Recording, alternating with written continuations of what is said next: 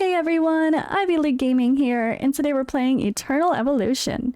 For today's video, we're going to talk about some of the updates that have just come with the recent patch, including some hidden updates that they didn't even tell us about.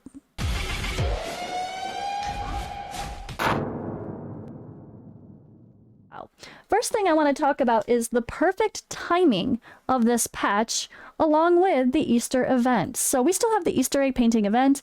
As of me recording this video, it's still 12 days left. This will probably be put out a day or two later. But this is expensive. You guys know, if you saw my other video, I had like 200 diamonds. It was bad. It was entertainingly bad. It was so bad. And I also started buying stuff, and then I realized something very important. I think I'm still gonna spend the diamonds on the stuff at the top because it is cheaper and hoping that will help me actually get to the end. But this is expensive, the diamond wise. First piece of advice here, do not just start buying some of these stuff for the future eggs. Like, don't start buying all of these because this is expensive as hell. Look at that. I need 16 of these. I can only buy 11 of them. And then I still gotta buy all the other ones. I might not have enough diamonds to actually do that. So before I do that, make sure you count up your diamonds, count up the costs. Don't waste. Imagine if I go right now and I waste this and I waste all 11,000 diamonds for this. Or what is it? I could do 15? I could do 15. So let's say I waste 15,000 diamonds on this, but then I can't get enough diamonds to grab the other ones that I need, which is, I guess, this and this. What if I don't have enough by the time the event's ending or something? You could be wasting your diamonds if you're just prepping without counting. So that's just a little bit of a word of warning. But the reason I have 15,000 diamonds is because of this, which, by the way, I have not done anything in yet. So luckily, luckily or unluckily, Twilight is here. Every time people on your server complete a stage, you get all these diamonds, right? So that's a lot of diamonds to collect just by doing Twilight or having your other people in your server doing Twilight. And then look at, by us actually doing Twilight, which literally, guys, I'm unranked. I've done 0 Twilight yet. Some people are almost finished. I don't know how. I mean, I know I was saying it felt easier to get through 15 because we're realizing how well Nord can be used, for example. But look at 1,000, 1,000, 2,000, 1,000, 1,000, 1,000, 1,000, 2,000, 1,000. Just by doing Twilight, we're going to get a whole bunch more diamonds, which is going to help us complete our extremely expensive costing Easter egg event. Now, am I going to complete it? No. I'm going to have my Ravenna skin, which I like it. It's cute. I'm down with the Ravenna skin. And thank God it's not the Leo one. I mean, wait, we already have that one. I don't want it. It's fine. But I should have enough to complete this, I think, with those other diamonds from Twilight. Hopefully. I don't know though. Oh God, I still need 2 of these and 1 of those. 2 of these. Oh God, and 1 of, oh God. Okay, yeah. I should have enough to get another gene hybrid and more shards for a gene hybrid for this one in the next few days, which there's 12 days left, so we got plenty of time. But am I gonna have enough to get this gene mutation crystal for Triple S heroes? I don't know. I don't know if it's possible to get it without spending. I don't get diamonds as a content creator. Yes, I do get some perks in the official content creator program for posting videos or for special events and whatnot, but I do not get diamonds. That's not one of them. Maybe it has been at some random points, but the last set of rewards I got, I didn't see diamonds. So that's not helping me do this, which is okay. It's fair. It's totally fair. I just have to work hard. So what I need to do to get diamonds is work on my story, right? We already talked about this. I actually started doing my story because I realized how poor my diamond situation was for this event. And what I didn't do in the video that I posted in my campaign story pushing video, I didn't manual Nord, and that's really the answer. I'm so used, it's so in my brain, it's embedded into my gosh darn brain, says manual Leo and pull people away, forgetting that Nord kind of does the same thing, but better. So Leo's just here to take a few hits, and then Nord is going to be the one to pull everybody away. So if I can't do things on full auto, I just need to turn Nord on manual and do the every round manually. So this is more just a take the time and do it sort of thing versus I don't know, versus I'm just stuck and can't do it. I can do it, I just need a manual. It does so much better with a simple manual, so much better, easy, clear, moving on. And that's thanks to manualing Nord Theon. So keep that in mind, guys. You could just manual Nord alone, have Rez in the same line to just constantly be boosting him to come back to that ultimate. Don't even worry if the timing is perfect. Try it with only manualing Nord, and I'm already having so much more success. Oh wait, it's the end of the chapter. Let's do this live. Live while recording. End of the chapter. Leo's getting smashed already. But he's helping. He's hanging in there. Oh, as he dies. All right, Nord Theon, pull the people away now. He took forever to come back to his ultimate, didn't he? All right, go that way. He really doesn't always jump over where you hope he is going to. I don't like how limited the range is, and my res did already die. All right, pull people over. Come on, Nord, you can do it. Okay, hurry, hurry, hurry. Boom. All right, we got it. So much easier just by manually Nord Theon. I'm just pulling him away from the other members as much as possible every single time his ultimate's ready, and that's it. I do have Nord built with Marauder, but I figured this would be fun to show you guys live. All right, we haven't talked about the best update that this game has given us, though. Well, first of all, let's move on to our new setting. Or same setting, apparently. Why didn't my aircraft fly away? Why did my spaceship go land on another planet? Come on, man. The little things in life. All right, let me collect all the things, and then we're going to talk about my favorite update. This might be one of the best updates this game has given us. And here, we're going to see why.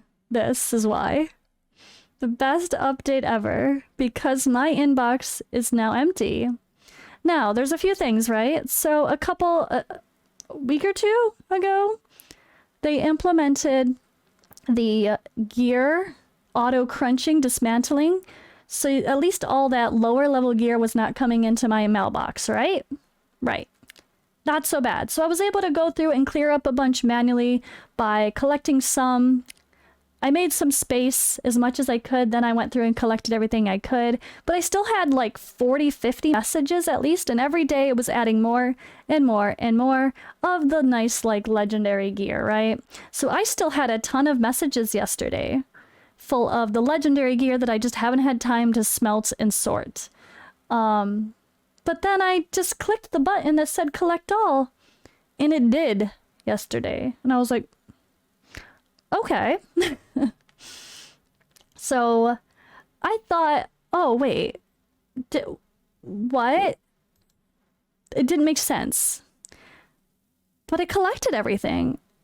So unless it actually crunched all of my gear, which I don't think it did, because if I was actually still full, all of my new dungeon farming, it would be going to there. And then first I thought it was a bug. I thought, oh God, like maybe I just accidentally crunched all my gear. Maybe they bugged it. But then I did more battles and it wasn't going to my inbox, which means my gear was no longer full to capacity. So guys, did you notice that they completely added space to our bag? Our equipment slots have been increased. That's the best thing I could have asked for. I mean, technically for my account, it's probably one of the worst things because it's going to make me be lazier and not take the time to seriously cleanse my gear. But hey, that is amazing. My inbox is not full anymore. And I could worry about cleansing my gear in other times. And they didn't even tell us. Why didn't they tell us about one of the things that people would have been the most happy to hear? Why did they just sneak that in this patch? That should have been the first thing they told us. We would have been like, woohoo!